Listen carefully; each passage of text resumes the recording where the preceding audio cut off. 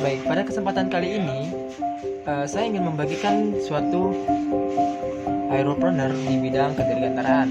Yang pertama itu ada Lembaga Penerbangan dan Antariksa atau LAPAN berkomitmen untuk berpartisipasi dalam proyek.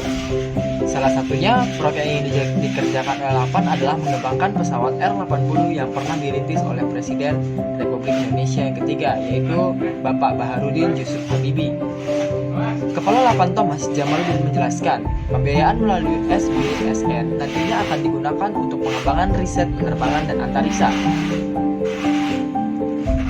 Salah satu program yakni untuk pembangunan laboratorium dan pengujian komponen pesawat dengan nilai proyek sebesar 125 miliar untuk tahun anggaran 2020 dan 2021. Bapak Yusuf Habibie membangun laboratorium dan pengujian komponen pesawat tersebut, kata Pak Thomas, untuk menumbuhkan kemandirian industri komponen pesawat dalam negeri hingga 60%.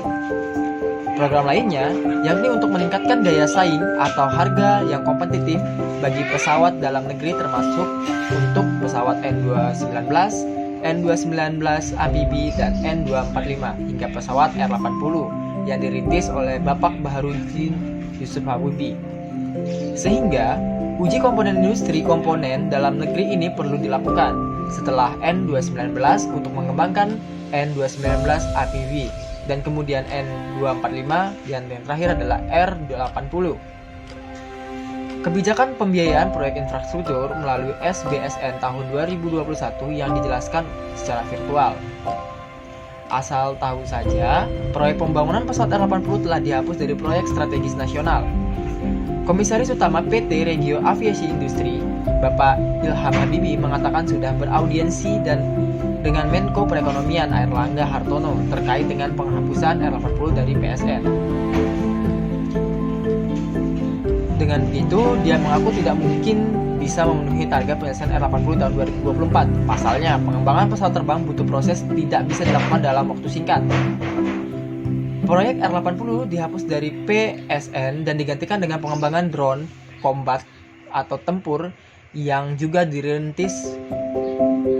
Pesawat R80 dirintis oleh Presiden RI ketiga Bapak Baharudin Yusuf Habibie melalui bendera swasta PT Regio Aviasi Industri dengan sebagai penerus pengembangan pesawat N250 yang tertunda kala krisis 1998. Dan kerjasama antar industri dengan pemerintah ini kemungkinan akan membawa dampak untuk perekonomian bidang industri penerbangan sampai hingga 2024. Akan tetapi, proyek pembuatan R80 ini terhambat karena pembiayaan, apalagi di masa Covid seperti ini.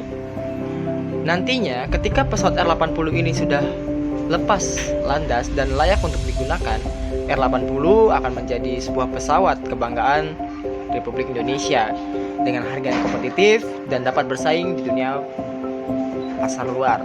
Sehingga R80 menjanjikan keselamatan penerbangan dan regulasi yang dimana dapat bekerja sama dengan pemerintah dan BUMN.